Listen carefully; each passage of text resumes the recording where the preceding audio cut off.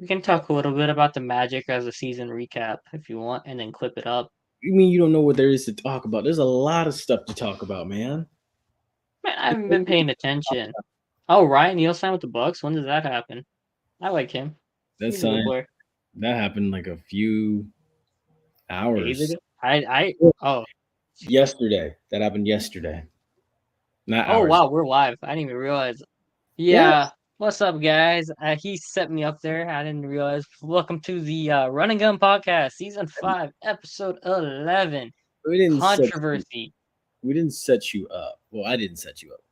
I transitioned. Haha, sure. Anyways, yes, we have some controversy already right off the bat on whether or not JP set up Ace on that intro. No, we've been doing Anyway, controversy since about what? Since about what? 4 o'clock today.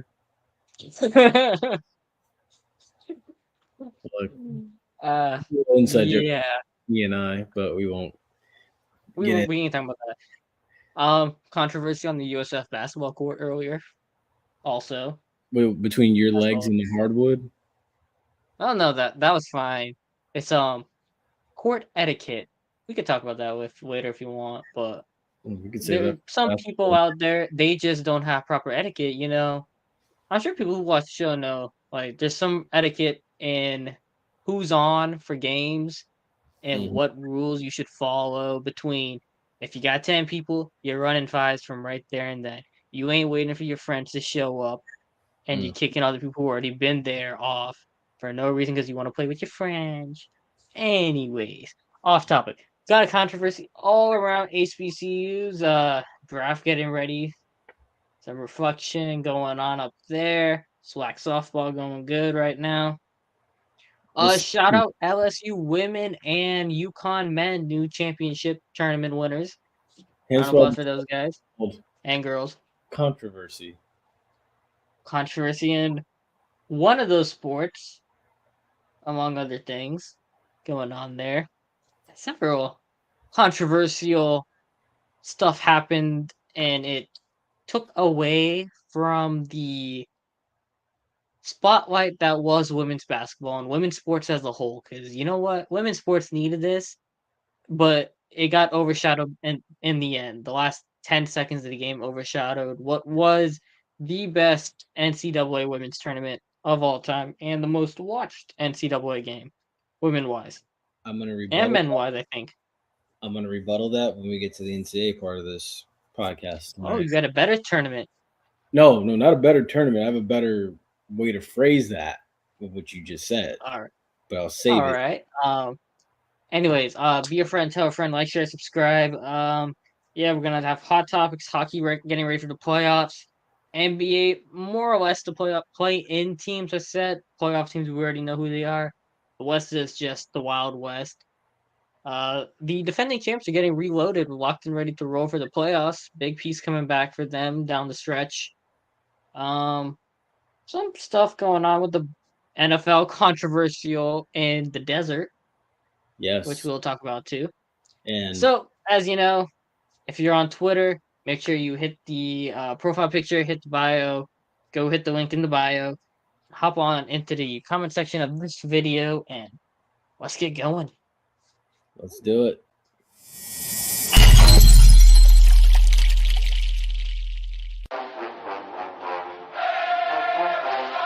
Hey, what's going on, guys? This is JP. This is the Bug. This is JC. This is Flash. This is Jimi Hendrix. And you're listening to And you are listening to And you're listening to And you're listening to the Run and Gun Podcast.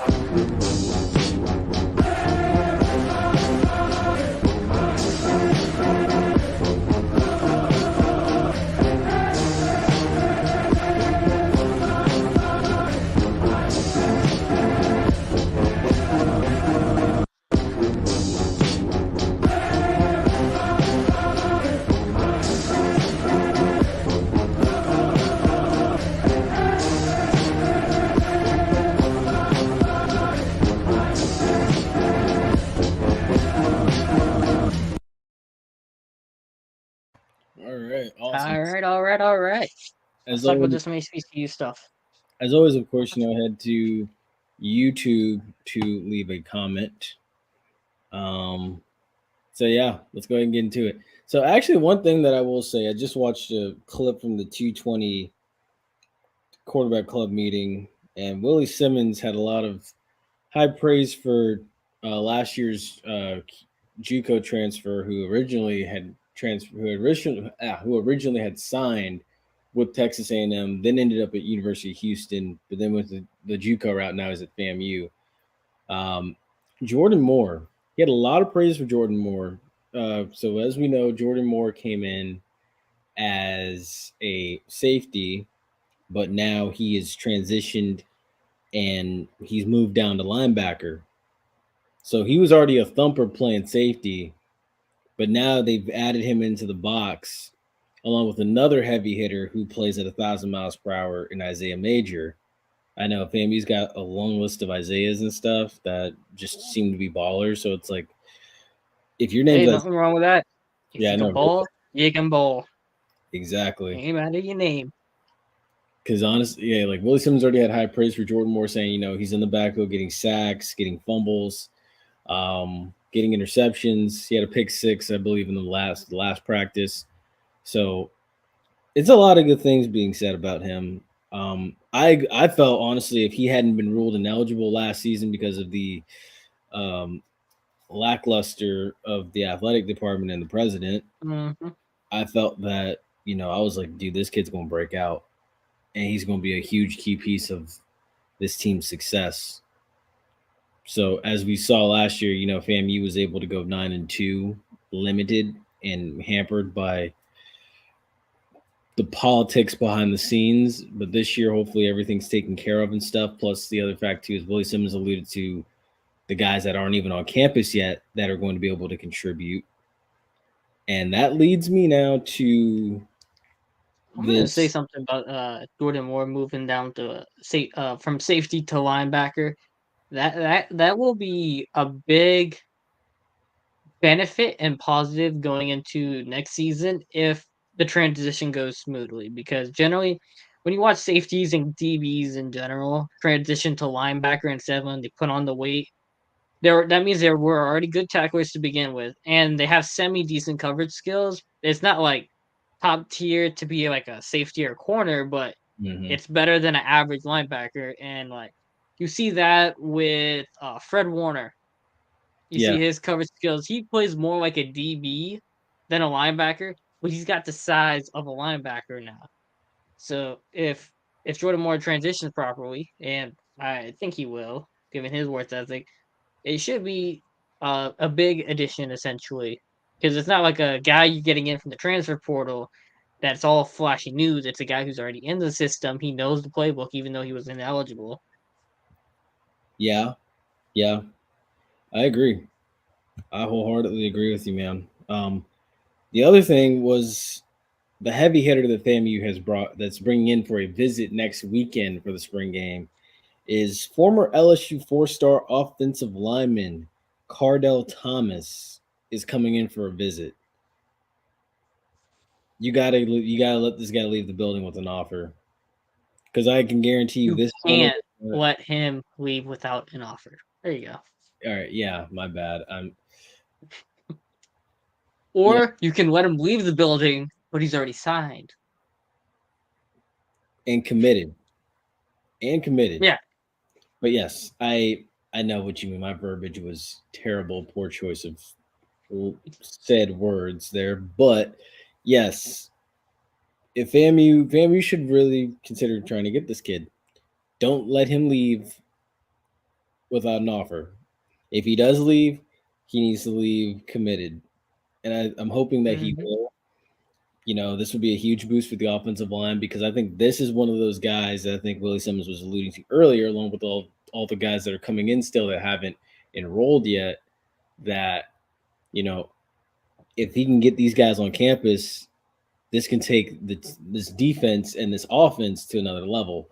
Because honestly, in spring practice so far, from what we've heard, the defense has been getting the better of the offense. But not to worry, and this is why I'm not worried. Defenses tend to be further along than offenses at this point. Especially like you said at this point, but also you will see the defense ahead of the offense until I want to say late August. Yes. Late July, early August, late August, that area between like let's say July 20th and after is when you'll see offenses in general, even in the NFL. You see training camp, especially OTAs and stuff like that. And training camp, the defenses are generally the ones who destroy the offense because there's less details involved. Like there's still details, don't get me wrong, but it's like every single semantic in the offense hasn't been nailed down and the chemistry isn't there that you would see. So sometimes you gotta pump the brakes sometimes, but also then you could be like the 2021 Saints where like, well, the defense was killing the offense the entire training camp preseason. Well, I wonder why. And then you see how shitty the offense is, and you're like, well, that makes some sense. Yeah, I mean, so it's gonna work itself out. I think it's gonna be beneficial for the quarterbacks come spring game time, to where they're not going against the ones on defense every day. Like they're not going to see them on that Saturday, so it's going to be split up. So they'll be able to make a few plays and everything, but not everything that's installed on offense is installed, or everything that And needs. also you also got to remember you lost a big part of your offense to the draft in Xavier Smith, so that still has to be figured Exactly. out on who's you're gonna be your alpha dog in the wide receiver room. Honestly, dude, I'm hoping David Manigo steps up, and I'm hoping that Marquez Phillips, I think that's his name, Marquez Phillips. I hope he steps up in a huge way, and I hope he's able to contribute and pick up where Xavier Smith left off. Plus, there's also the true freshman Kareem Burke. So there's and then of course Jamarius Shareed. So there's 4 wide receivers right there that off the bat you're hoping that can step up. Plus tight ends, Jeremiah Pruitt's back, Kamar Young's back, Nick Dixon's back. So you have all 3 of your tight ends. So that offense still packs a punch. It has experience. But yeah, I mean, look, we'll see. They're just in a little bit of a pickle right now because they're seeing the number 1 defense every day. So hopefully it gets a little bit That better. defense is also probably going to be top 5 in the SWAC, if not top 3 or 1. Exactly. Especially considering the transfers that have taken place in other places. Won't name other places, but other set. Oh, well, transfers that have left other places in a state that has some Stop. weird thing now, but we won't get into that. Stop. But yeah. But yeah, so the other thing too is, before we move on here, SWAC softball standings.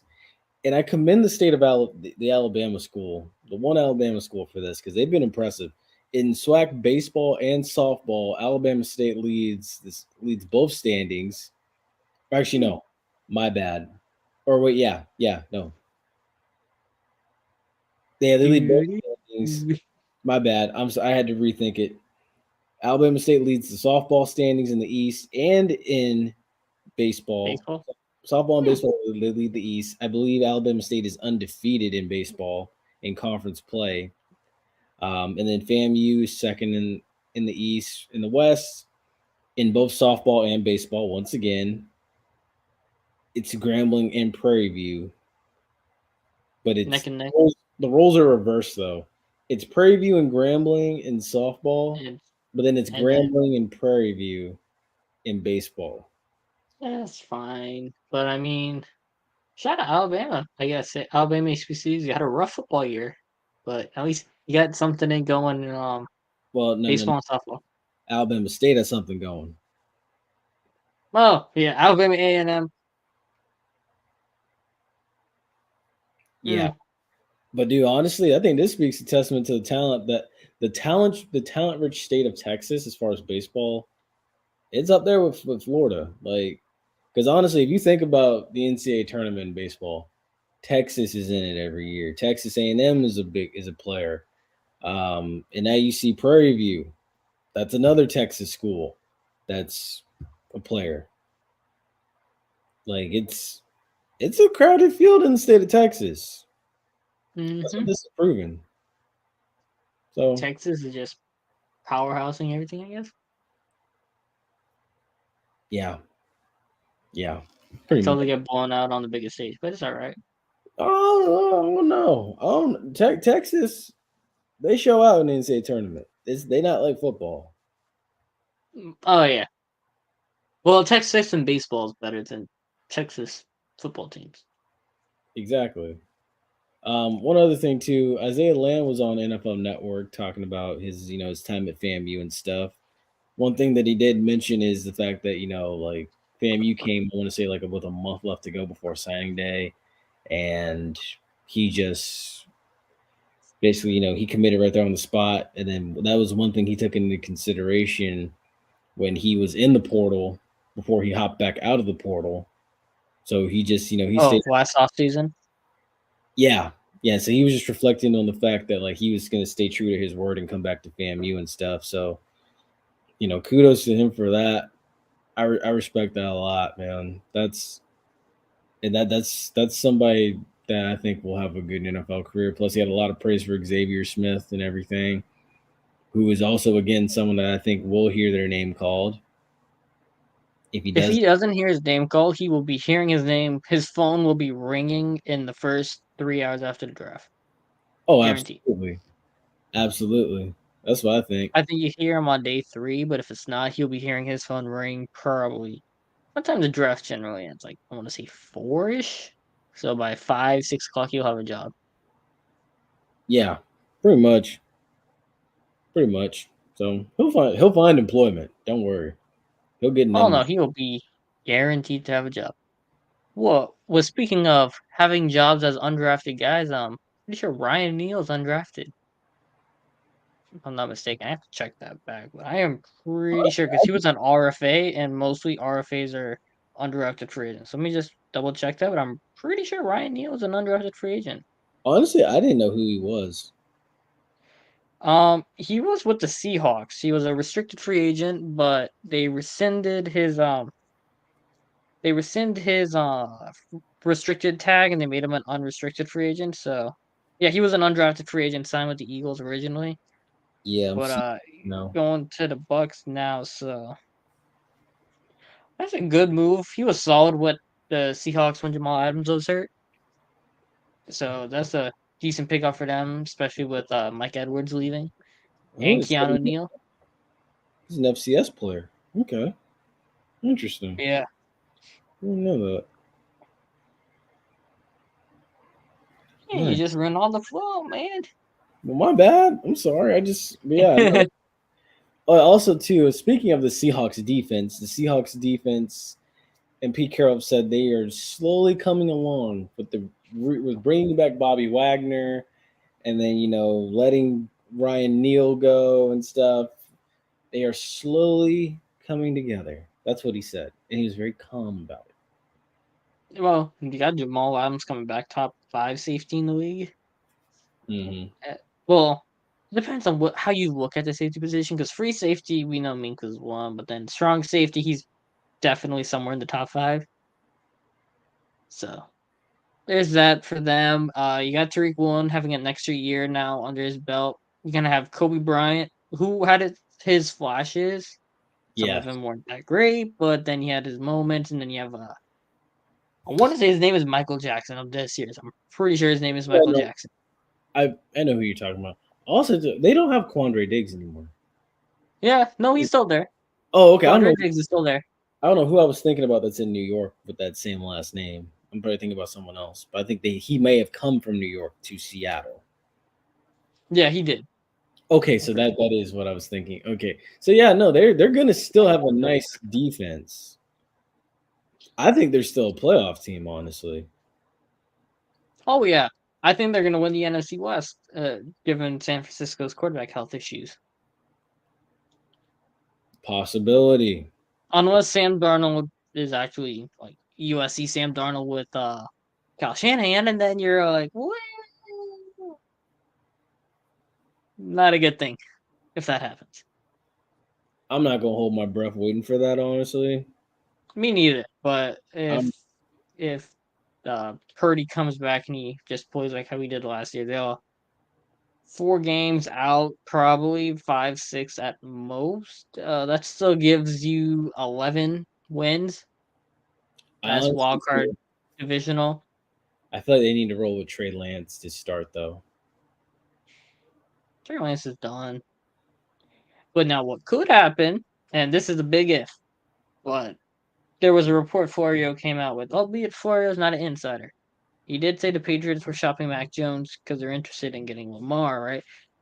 If the Patriots are looking at Lamar, there was a guy, he's a head coach over in the West Coast in San Francisco, Okay. who was very high on Mac Jones and wanted to take him at number 3. But the GM was like, I want Trey Lance. As Michael, what's his name? Michael, Well, Italian guy. John Lynch is the GM in San Francisco. Yeah. But there's a reporter, forgetting the name. He's always on the McAfee show. Michael Lombardi. That's his name, I think. Okay. Yeah, that's his name. And he was saying how Mac Jones, Kyle Shanahan wanted Jones, but Lynch wanted Lance, right?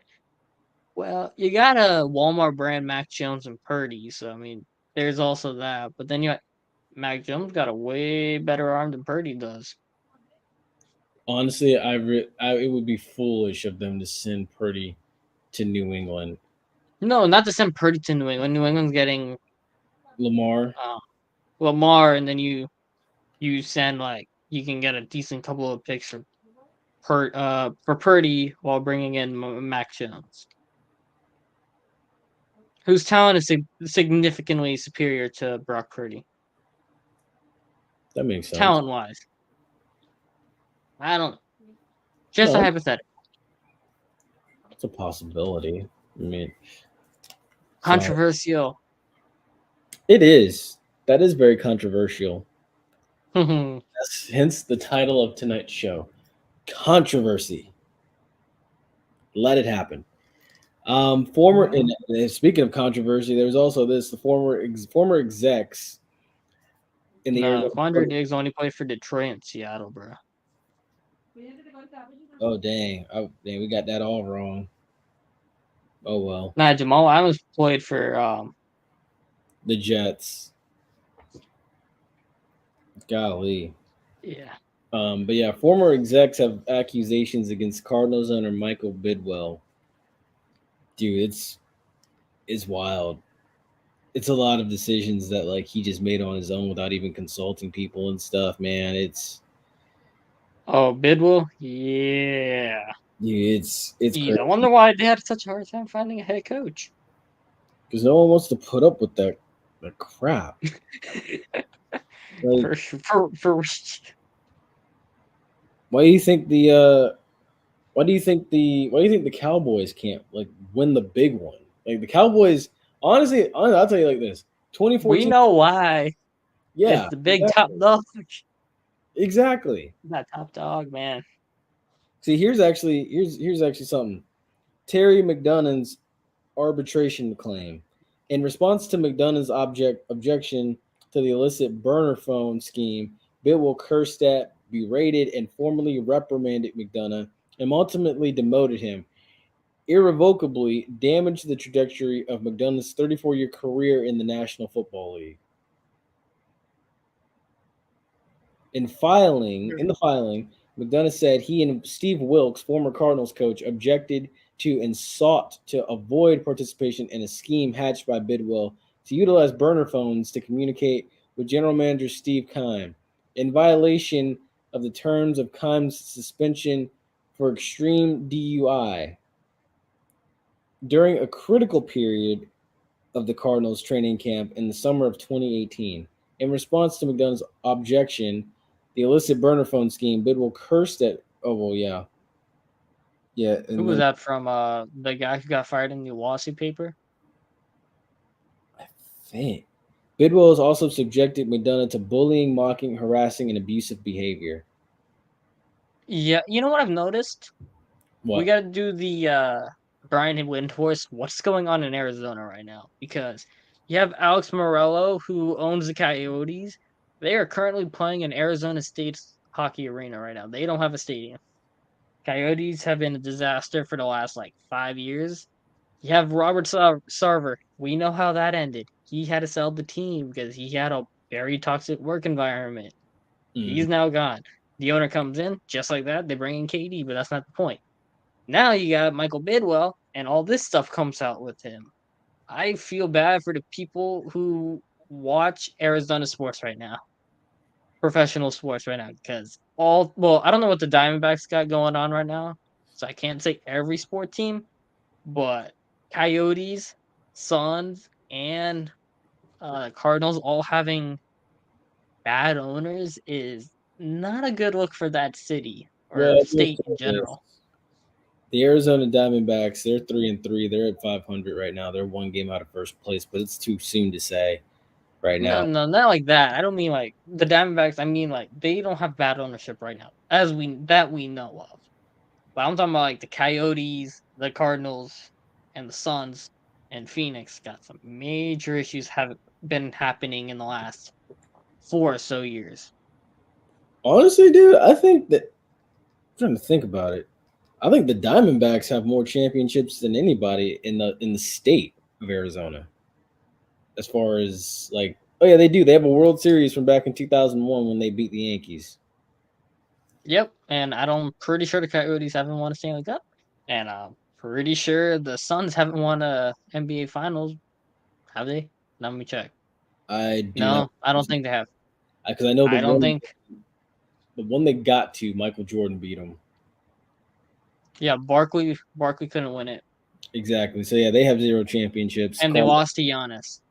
So, Well, and the Cardinals, they lost to Big Ben. So Arizona Diamondbacks, if you're watching this, please don't stoop to the levels of the other incompetent sports teams in the state of Arizona. Huh? The Cardinals technically have won, except the last win they have championship wise They were St. is Louis. 1947. They were the St. Louis Cardinals. So it wasn't even in the state of Arizona. Exactly. Rough in Arizona right now. It is really, really rough. Ain't no water out there in the desert, man. Ain't no water. Ain't no water just to quench your thirst. That's the problem. All right. Also, too, John Elway is no longer with the Broncos as his contract has expired. So George Patton's been doing good, more or less. So I'm not too worried about the Broncos. Dude, look, he was the mastermind behind getting Peyton Manning. And he also was part of the reason why Russell Wilson is in Denver right now. But yeah, we know why Russell Wilson's working out fantastic. That's a horror. That was a bad decision. That was a bad decision. Well, to be fair, Manning in Denver could have went 2 ways. They could have went really bad with the quarterback off of a severe neck injury, or it could have went really good for 2 years or so, which it did, and then it went right off the rails. It didn't. It went off the rails, but the defense was good enough to win them a Super Bowl. Exactly. When we rephrase it like that, because Manning was not the reason why they won. Exactly. Because the thing is, see, with Peyton Manning is with that Broncos team, he just had to be good enough to not lose them the game.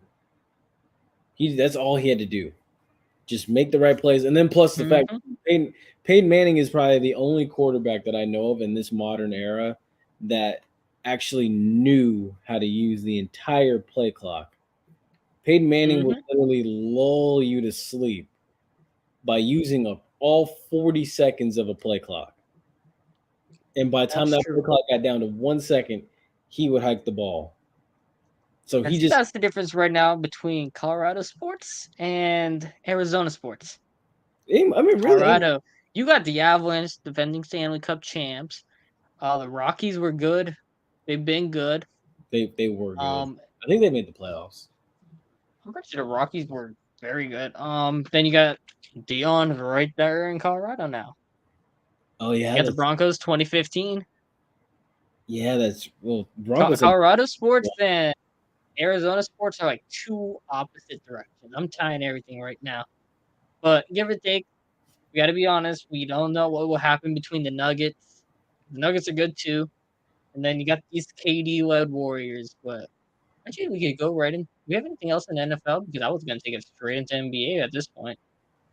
I don't think we got nothing else in the NFL. Let's just move it on over to NBA and we'll just keep this discussion going. NCAA. All right. Give me a second. We'll just finish up. Go to hot. Do you want to do hot topics, or we want to get to Ashton? We had an NCAA question or thing. So all right, we'll go NCAA, and then I'll get back to tying it all up together. UConn. All right, back to NCAA. Oh, this actually is interesting. I would say Tennessee. Tennessee is another one, but honestly, like because Pat Summitt won 8, and then the dude at UConn. LSU's kind of like a middle class team in terms of men's basketball because they have their good teams every once in a while, but then there's some real stinker teams they put out there. So kind of ish, but I'm trying to think. That's a good point, Ashton. What other teams are blue blood on both sides? Because you don't hear nothing about women Duke. Tennessee, that's about it. But the Tennessee men don't have any championships to show for it. They've only made it to the Elite 8 once. But that's really it. But I would agree with him that is true. UConn, they run a very fine program, both the men and the women. The women, honestly, I was surprised to find out that, this was the first time in a long time where the Elite 8 didn't even feature them. And then you had UConn? Yeah, no, there was no UConn in that. And then you had the part with UConn is they got Paige Bookers. I don't know how you say her name. It's Buekers. I don't know how you say it properly, but she's really good. But that's mostly a one man. It's not like it's a one woman show, but it's mainly her, which is why when she gets up to the WNBA, is gonna be if the WNBA is smart, they would be heavily featuring mainly the UConn girls coming into it. But then you also have Caitlin Clark and Angel Reese. If you could just have like a big three right there, you're gonna have all coming out. I think next year, like that's just growing that sport because like 9.9 million people watch the women's tournament. That's more than the NHL Stanley Cup's had in decades. And it comes back to one word: controversy. The title of tonight. People watched the game before the controversy happened. Got to keep that in mind. That's true too. But honestly, I will say controversy happened in the last 10 seconds. The build up to that game, though, because honestly, the build up happened because LSU took disrespect to how Caitlin Clark was guarding a prestigious program like what South Carolina built, and she disrespected them. And LSU and South Carolina tight. Here's the other thing I've been meaning to say about this. So I'm gonna say this. Everybody says, they didn't like the way South Carolina was handled. They didn't like the way there were no fouls called and stuff. Rightfully so. Okay, got it. But at the same time, too, is terrible. Say again. Keep it going. Yeah. But at the same time, too, I'm not gonna sit. I'm not gonna sit here and just say it was all South Carolina just not getting proper treatment. It also was a contributing factor of the fact that South Carolina did not actually D up on Caitlin Clark like they should have. And nobody was D'ing up on Caitlin Clark like they should have the entire tournament. Let's be real. That's true. And honestly, other teams she pulling off from range that like 90% of NBA players don't have. Let's be real. She was pulling up from Steph and Dame range. That's true. But see, now here's what I'm getting at is honestly, dude, when you look at how LSU defended her, LSU, every time that the shot went up, when it was on the defensive, when Iowa was on the defensive side, somebody's putting a body on her. Every time she goes into the lane, someone's in her face, someone's behind her picking her pocket. someone is constantly breathing down her back. You have to get on her and honestly, like, you need to be close to her to the point where she knows you're there. You have to let her know you're there every single time. And when you throw her off, that's when that Iowa team is very vulnerable. That's what it takes. It's not, and quite frankly, I think it's just some teams just didn't have the numbers to play with them. I thought South Carolina they had the team to play with Iowa. I'm gonna be real. All right. They just did All right. not. I'm gonna explain how I think more or less LSU went in with the game plan. It was you're gonna let Caitlin Clark cook, but you're gonna make sure she doesn't go nuclear, right? It's like a fine line where it's like you're gonna make sure you have a person in front of her like all times, but you're not sending the house to them because you're gonna just make her have to take over and beat you by herself because the next leading scorer behind Caitlin Clark was at 13 points. There was 2 players at 13, and while LSU was a pure team effort with 3 people in 20 points, Angel Reese had 15, and they had another 10-point score. Like, there was 4 players for Iowa who were in double digits, but it was 30, and then 13, 13, and 12. Like, there wasn't much balance between it, and then you also have terrible officiating on top of that for the other players not to be able to get proper free throw attempts, where it's like, well, there's some issues for Iowa to be able to survive and sustain against a team that is so well balanced like LSU was. And that's true. That's very true. You're right. Yeah, that's. But then, want to get into controversy? I mean, it's not much of a controversy because there's like rules when you play basketball. If you're gonna be able to trash talk, right, you better be able to tolerate it coming back at you, right? We kind of know this growing up playing basketball. Like, if you want to trash talk, but if you lose, like, you better be ready for someone to go back and trash talk you, right? Dude, that is Which literally. is why I didn't have an issue with Caitlin Clark because she knew she was trash talking all the way through. Like, she was trash talking Louisville and she was trash talking South Carolina. She knew if she lost, LSU was going to trash talk her. That's why she didn't have any issues with Caitlin Clark. Or not Caitlin Clark. Caitlin Clark didn't have any issues with Angel Reese, right? But Exactly. then America beats America and No. blows it out.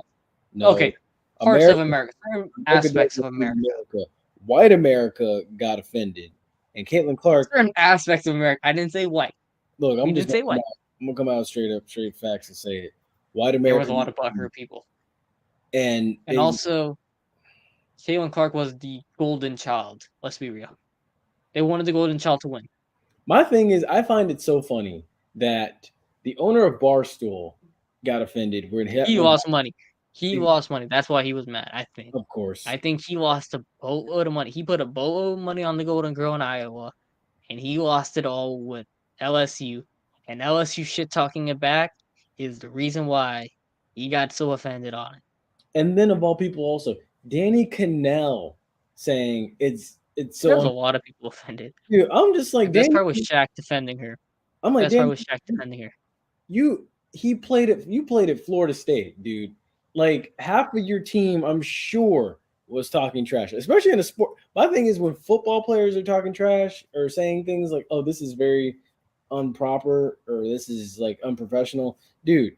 Do you know what is said? That there's a lot of stuff said that those microphones, mics don't pick it up. They don't pick it up. Don't pick up. And there's a lot of stuff that when we're watching it on Sunday, a lot of it is censored out that you don't hear. Oh, I know.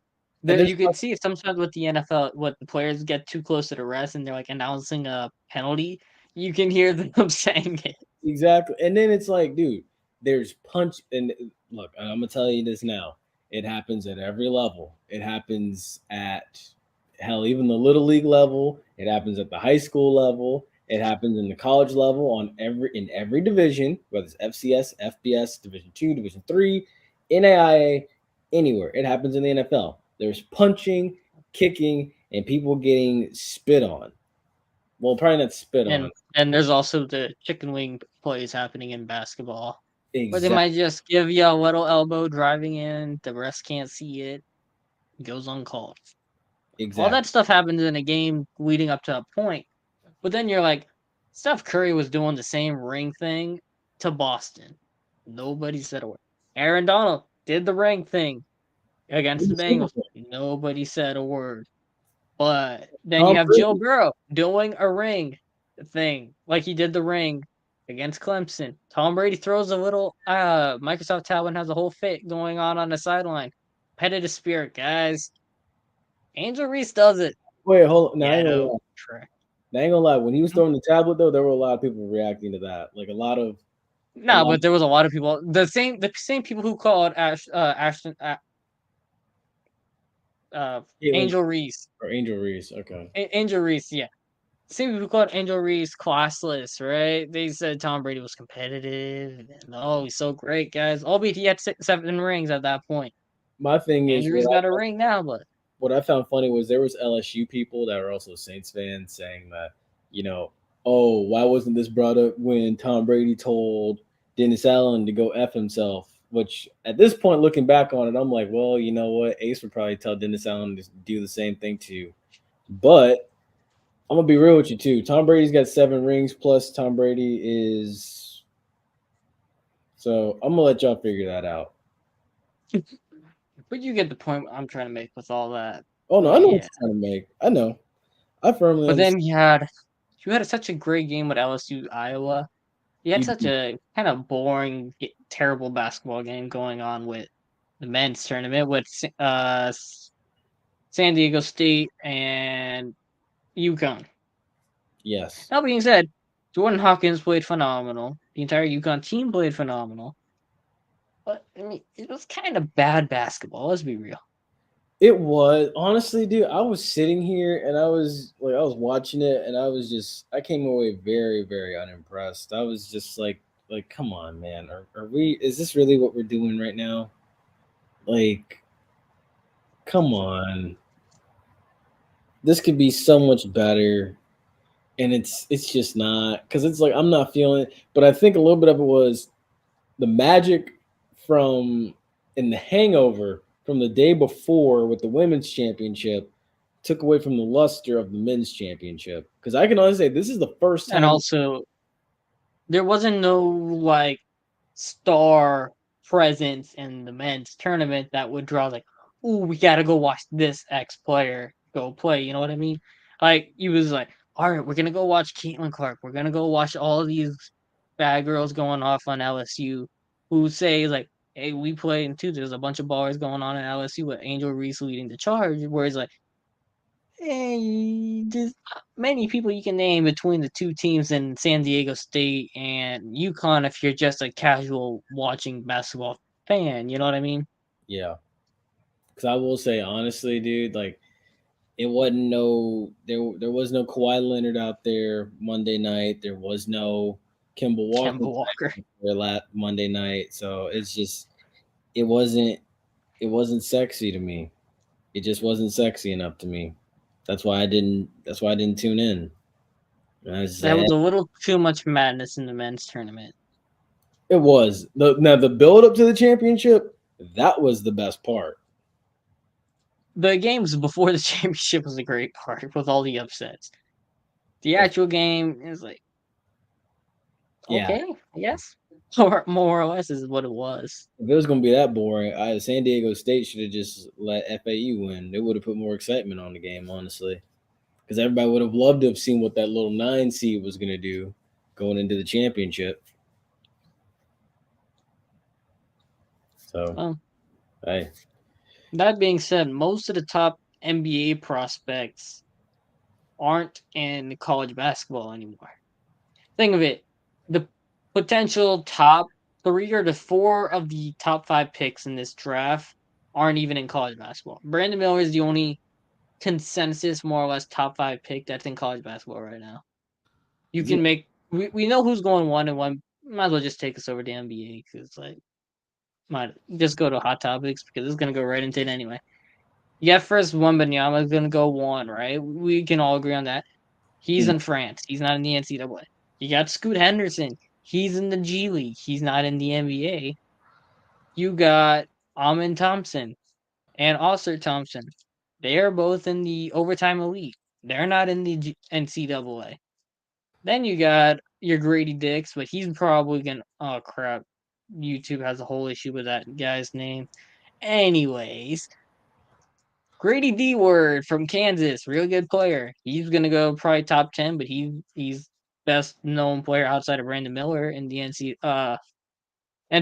You got Jet Howard in Michigan. You have Jarris Walker from Houston. He's really good. He might go top 5. So there's 2 guys in the top 5 Mhm. who would be in college basketball, but Houston didn't make it.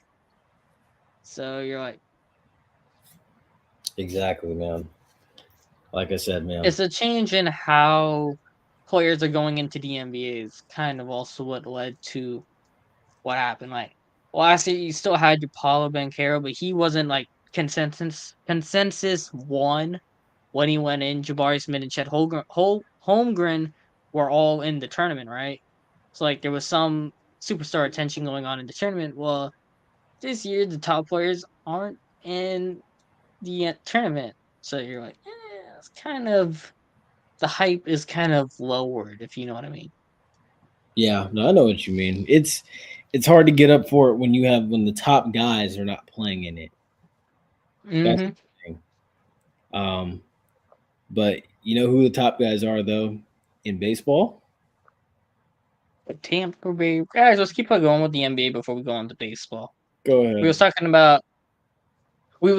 about the I want to say it was what Colorado sports and Arizona sports, right? The Before Denver we go on to Nuggets. Denver Nuggets, top 3 seed in the Western Conference. I believe they're number 1, while They the are number one. Sacramento Kings have won the very first Pacific Division or whatever it's called. I gotta check it back now. They've won their division for like the first time since 2003. While the Phoenix Suns have clinched the playoff berth and they're 7-0 with KD, 2003. it's gonna be interesting to see that second round series if it happens. 2003. Golly, wait. So okay, so that Yeah, the Sacramento Kings haven't been relevant since I've been alive. okay. Wait. So I'm trying to Well, factor. 2004 was the controversial one, but 2003 was the actual time they won the I'm division. just I'm trying to like figure the piece this together. So 2000 to 2002, that was the Lakers three-peat, and then 2003 and 2004, the Pistons went back to back. Oh no, 2003, the Spurs won it. 2004, the Pistons Yeah. won. Yeah. And then after 2000 and okay, that's when the Shaq and Kobe thing was done. Okay, that makes sense then. 2005, I want to say was the Heat, or 06 was the Heat. 2005 was the Spurs again. 2006 was the Heat. Yeah, that was the D-Wade Shaq one. So Yeah. so like the Nuggets, they're 52-27. They're first in the Western No, you Conference. I right. don't think Memphis. There's only 3 games left. I don't think Memphis has enough to catch them. Got a question. I thought we already did this, didn't we? Yeah, we Actually, did. you might want to have to rewind about 15 or so minutes, 10 or so minutes, and we just did it. So basically we were like, Caitlin Clark, she knew it was coming because she was trash talking the entire tournament and doing the you can't see me kind of thing to Yeah. Louisville and then waving off South Carolina. So she knew that it's just standard etiquette. Like, if you're gonna do it, well, someone's gonna do it to you and you can't cry about it. Yeah. So yeah, there's no much issues on that. Yeah, Because she didn't even have a problem. So it's essentially white America overreacting and stuff. Because honestly, look, she did what happened. Happens all over sports. Honestly, what happened happens all over sports, and it's just white media getting uppity and trying to create some type of narrative and stuff. That's all it is. all right, back to basketball before we go on to that anymore. So Nuggets 52-27, Grizzlies 50-29. They're the second seed. Kings at 48-31. They have played 48, 30, 78, 79 games. So they have 3 games left, potentially a 51 team. They're gonna be pretty much locked into the 3 seed. No one's gonna get the 3 seed for them. So Mhm. they're in a little more of a tricky situation because they're really good offensively, but they're gonna play the one team that doesn't end up in the play-in tournament, which could either be the Warriors, Clippers, Lakers, or by some miracle the Pelicans or Timberwolves. But mainly, there's a good chance they see the Clippers or the Lakers in the first round. I know one thing. When the Kings come on, I will be watching. I will stay up late to watch the Kings because it's been so long since I've seen the Kings play in the tournament. So And they have an entertaining style of basketball. They're very good offensively with De'Aaron, the Montes Sabonis, Kevin Herter, even, and Keegan Murray. Really good at 3-point shooting, so they can rack up points, which is entertaining style basketball. Yay! Anyways, honestly, yeah. So I'm really hoping that they get paired off against the Lakers because them and the Lakers, like you don't know, you may not know this, but like them and the Lakers, they're rivals. It yeah, we hasn't. know what happened the last time they played in the playoffs. Wait, say that again. What? I said we know what happened the last time the Lakers and Kings played in the playoffs. Oh, of course. But I mean, I feel like this time it'll be a little bit different. Realistically speaking, Golden State and the Lakers is another rivalry that goes back all the way. It's But very see, as if the season ended right now, it'd be KD versus the Warriors round one, with good old Andrew Wiggins being back. So Warriors coming back to full health. You got Steph, you got Clay, you got Wiggins, got Poole, got Draymond, Kevon Looney, and see, DiVincenzo. are we surprised? It'd be all that versus Devin Booker and Kevin Durant and DeAndre. And I don't even. Steph Curry would annihilate Chris Paul. Dang, you gonna do that to him? Man, have you even seen what guards have been doing to Chris Paul? Chris Paul is like a traffic cone on defense now. As good as he used to be, I he is know, not good anymore right now. I know. It's his best The days. age caught up. His, His best days are behind him. his best days were when the Pelicans were in New Orleans. No, not And they Pelicans. were called the Hornets. The Hornets were in New Orleans. That was his best days. Yeah. So there's that. When they But actually then had you also have the advantage. play-in tournament, which is going to be a bunch of zoos.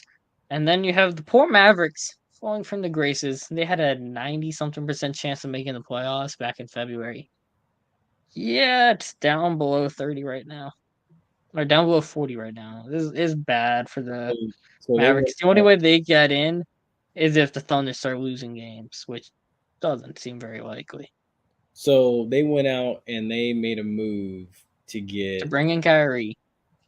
And Kyrie and Luka have been. It's not like. How do I say this? Like, Kyrie hasn't been playing bad. It's just they haven't been winning. I think that more has to do with the lack of defense on that team, and also God, I'm forgetting his name now. Big car. What's his name? Not Jason Kidd, is it? That's their coach. Yeah, Jason Kidd. I was like, is he the head coach? I'm like, like, He's the head yeah. coach. Jason Kidd is not a good head coach, bro. He really isn't. I mean, look, dude. Honestly, There's a like, reason why the Bucks took off after they got rid of Kidd and they brought in Budenholzer. dude. Honestly, like this is like you're seeing it unfold right now. Like a lot of people said, a lot of keyboard warriors said, you know, oh, Dallas ain't gonna do nothing now. And what? They was right. A lot of people said Dallas wasn't gonna do nothing. Mm-hmm. And They they ain't sure doing enough nothing right now. flat. Fell flat on their face after this whole Kyrie thing. But I do think it's a whole lot considered more so because Not of being able to stop a traffic, not even able to stop a ball from going in the hoop at all. I think it's more so Jason Kidd, honestly. At this point, the late game execution has been terrible in Dallas, and then the defense has just been horrendous. I know. And then you got Mark, what's his name? Oh my gosh. But then there's also the people who are saying, like, even I mentioned it 2 days ago. I said when Dallas was losing they lost 2 games to the Hornets back to back or whatever. And I was like, yeah, them not paying Jalen Brunson in 2022 offseason? No, this is 2023 offseason. 2021 offseason. Them not giving Brunson an extension then and preventing him from going to play with his dad up in New York with the Knicks. That is the move that cost the Mavs, and I think it might cost them Luka as well. Should have been smarter, Mark Cuban. Should have been smarter. Mark Cuban has not been good at putting together a team around Luka. And then you have Luka's teammates' dad calling out Luka, like flat out blasting Luka and Tim Hardaway Sr. So you need to calm down. You need to calm down, bro. But the other thing too is so Let's this talk some baseball. We talked about all the issues going on in Dallas. Let's talk about the lack of issues, I should say, going on in St. Petersburg. I would say Tampa, but the games aren't in Tampa. It's in you technically ever St. notice how like we slowly worked our way across the country? Like we started in Arizona, now we worked our way to St. Pete and back here. Mm-hmm. So it's interesting how we did that. But yeah, like I will say I'm pretty proud. I'm proud. I'm actually watching the replay.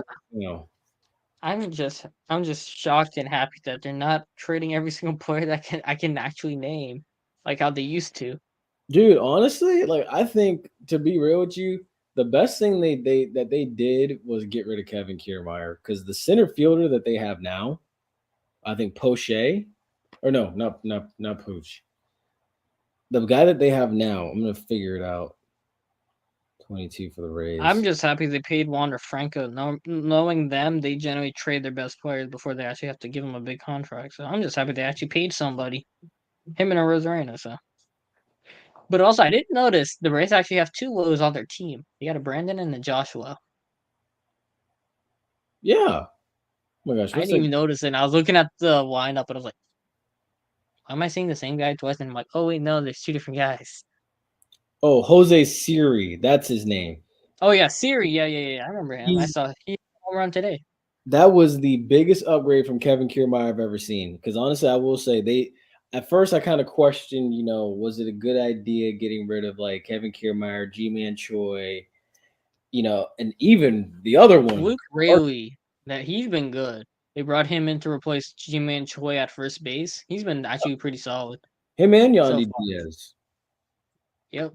Been fantastic. And then like that rotation too. You gotta think about that pitching rotation, dude. McClellan and stuff like that. What? Oh my gosh! Yeah. Oh my gosh! I can't think of his name, and I just had it. Oh my gosh! Starting pitcher with long hair. Gosh, I had it. I'm so disappointed in myself. Shane McCallahan? No, not Shane McCallahan. The other one. The other one. He's on injury reserve right now. Oh, Glasnow. Yeah, right? Taylor Glasnow. He's not even back yet. And Bro, I can actually name people on the Rays now. Give me credit. I honestly, dude, I personally did not ever think that they would like find somebody to replace the aces that they had with like I don't know if you remember the days of like Scott Kazmir, Matt Garza, James Shields. I didn't think that they'd find guys to replace those guys and move on from when they had them, but they did. And now you look at it like Shane McClellan. Wait till he comes back. Oh my gosh, you just Glasnow. Yeah, wait till Tyler Glasnow comes back. He's not even healthy yet. And the Rays have one of the best rotations in baseball. They already have like 4 really, really, really good pitchers right now. They're adding back Glasnow too. Dangerous season going on. But as long as they bring back the it's like a white uniform and it has a Tampa Bay on it with the Ray logo, but it's like a multicolored logo on the shirts. As long as they bring those uniforms back, I think we're good. And not the dull blues and dull grays and dull whites. Oh, you're talking about the old school Devil Rays? It's like a retro design for them. As long as they bring those back, I think we're good. Well, it is the 25th anniversary season, so you're going to see it a lot. I had to say 25th slowly because I'm starting to realize now that like the Rays are a year younger than me. So this is kind of amazing. But I'm trying not to crack a joke about you being older than a franchise, but okay. well, you know what? If it makes you feel better, I'm even much more older than the Houston Texans. Yeah. Well, I Honestly, mean, we're both older than the Seattle Kraken. exactly. And Hey, speaking of that, we just transitioned right over to hockey. you are also older than The Vegas Golden Knights. Oh yeah, the Pelicans is like a weird thing. It's like they were the Hornets, then the Hornets went to Charlotte, and the Charlotte used to be the Bobcats. Now they're the Hornets, and then No, the Pelicans Charlotte came. the Hornets went back to Charlotte, and the Bobcats are no more.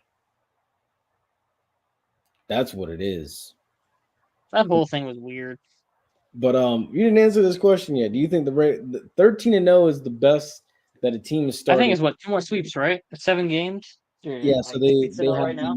they have the Oakland A's coming up, and they've got a 4-game series coming up with the oh my gosh, with the the Boston Red Sox, who actually just lost to a team that lost 100 games a year ago in the Pittsburgh Pirates.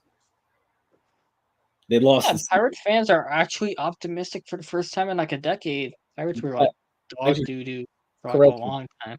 The Red Sox got swept by a team that lost By 100 the Pirates. last season. Yeah, the Pirates are like the fans. I was watching, checking Twitter with them. Like they are like halfway optimistic for the first time in a decade, which is surprising. But then you also in a have decade. controversy. Here's a key word back again: controversy with the Rays, where it's like, oh, they beat the Tigers and the God, what's that team in Washington? The Nationals. Yeah. Oh, they beat the Tigers and the Nationals, two not that great teams. Oh, boo hoo hoo. They're all a bunch of frauds. So, just the usual controversy going on My thing is, okay, so what are with the people Rays and saying how they're not a real 6-0 team. Yada, yada, yada. so what are people going to say when the Rays go out there and just like probably manhandle the Red The Sox A's? and the I've A's? said the A's. The A's are better than the Red Sox, I think. Yeah, so you got a 3 and both of those series are at home. That's the thing. So it's like you're 6-0 now. If you win 7 more games, just 7 more, the Rays would actually tie with the oh my goodness, with the Forget 7. Let's just go for 8. yeah, exactly. Break the tie. 7 more wins tie the 1987 Milwaukee Brewers and the 1982 Atlanta Braves for the best start to an MLB season. If you get 8 more wins, you break that record. Mm-hmm. And you're sitting very pretty in front of everybody else. I think the Chicago White Sox, they ripped off 37 straight in the middle of the season. Yeah. And they were like, okay, so what do you want to do first? You want to do hockey first, or you want to just keep it moving a little farther east and go to Orlando? I mean, I was going to Because say, we're talking about good starts right now. So I'm say if you want to talk about hockey, and then we'll go to the Magic. we Close can it go out. hockey because I already got this question. All right. So right now, I think the Lightning are like losing 4-2 to the Rangers. So, like, it's still regular season. Like they don't care. I think if they have home ice or not against the Maple Leafs because they know who they're playing right now. The Lightning do. They're just making sure their rotations are set and everything. Everybody's good to go because I think they played the Maple Leafs coming up. I don't think it's tomorrow. It's sometime this week. They play the Maple Leafs, but the Maple Leafs I think are going to sit a lot of guys for health reasons because they're going to play the Lightning again next week. Or is it the week after? Anyway, so they're gonna play each other again. So I don't think the Lightning are gonna take too serious if they have to go Game 7 in Toronto or Game 7 in Tampa because like we saw it last year, they won Game 7 in Toronto and they shut out the Maple Leafs. So you're like, well, if Vasilevsky get himself in gear, which he looked like he was doing before tonight with only 1 goal I think allowed or 2 goals max allowed in his 3 games with a point, like, not he had a crazy save percentage. I want to say it was like 993 or something like that, which is really good for a goalie, by the way. Yeah. So if he gets himself in gear, like that series might not make it 7 anyway. I feel that. Yeah. But I Like will say, if the Tampa that showed up last week and not tonight plays against the Maple Leafs, they're gonna win in probably 5 or 6. I would agree. And that's why I think it is a dynasty. Look, they've won. Oh, They've been I in, didn't see they've this been in the question. Stanley Cup. What is that? They've been in the Stanley Cup. What is They've that? been in the playoffs 7 straight years.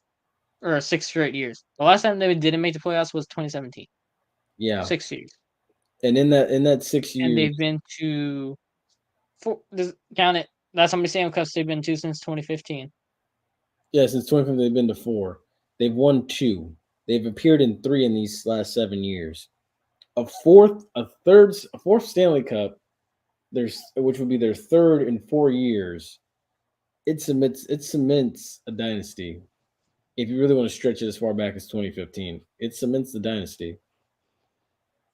The dynasty would be the core of Stamkos, Hedman, basically Stamkos and Hedman, because Kucherov was there and he was good, but he isn't like top 3 player in hockey in the world, Nikita Kucherov, like he is now.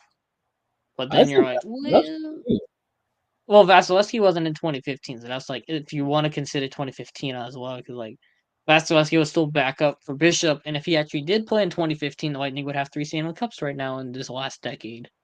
So that's a yeah, different conversation for another day. I agree because I remember that Ben Bishop broke his Bishop tore his groin, and they decided to play a torn groin goalie, which you need your he broke his, groin to actually kick out. No, it's torn his groin. interesting. I never knew that.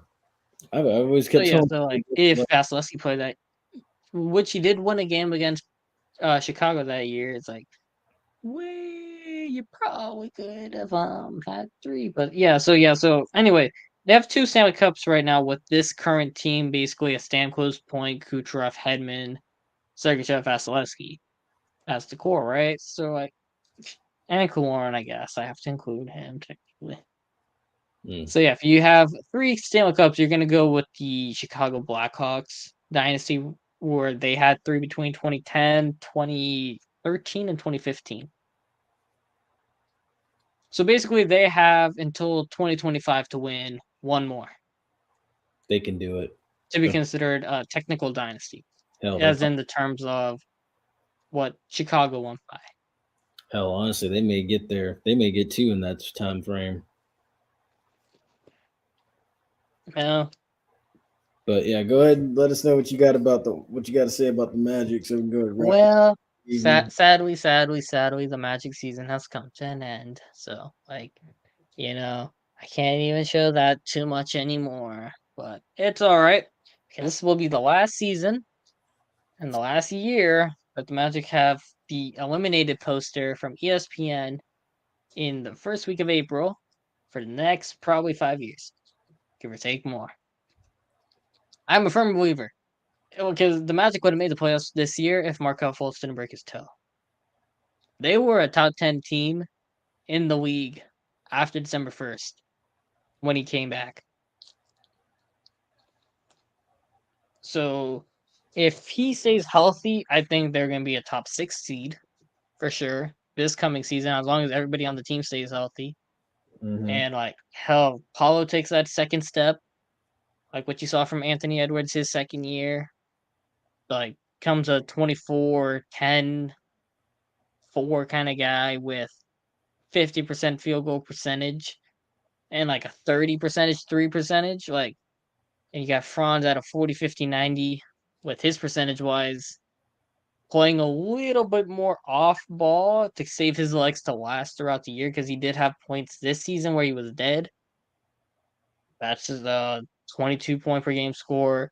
And then if you actually watch Markelle Fultz, the last, I want to say since February, he's averaging, I want to say 17, 5.4 and like 4.8. So like 17, 6 and 5 since February, where he actually got going. And on top of that, if he stays healthy the entire off season, like that's the first one he's had since he's been in the league. Whereas like that's a big 3 right there. That's most teams don't have.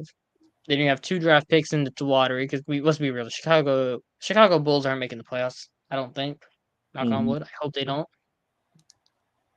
So that's two lottery picks. You have the big three. You got one of the 6-man of the year candidates in Cole Anthony. And then you got Jalen Suggs, who actually plays defense. The offense is like, sometimes it's there, sometimes it's not. But as long as he stays healthy, that's development right there. And then you're like, well, holy shit, that's the top 4 seed in the NBA in the Eastern Conference.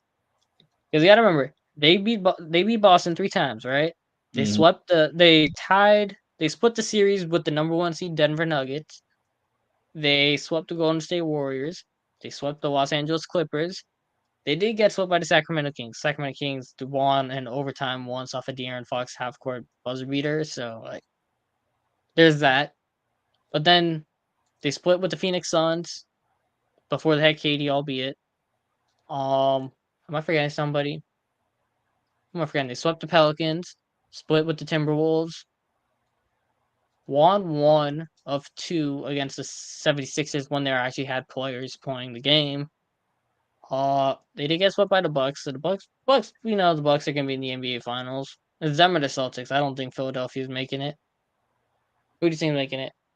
Before I continue, between the Bucks and Sixers and Celtics. I think Milwaukee. Honestly, I like Milwaukee. Mm-hmm. That is the only team in the Eastern Conference who's actually beaten the Magical. I think above season series. Looking at the standing, I'll tell you, give or take. Yeah, so they got swept by the Bucks. They beat the Celtics 3-1 in their season series. Lost 1-3 to the 76ers. 2-2. I think they play the Cavs one more time tomorrow night, so they're probably gonna split there. They did beat the Knicks once, and they split so far with the Nets.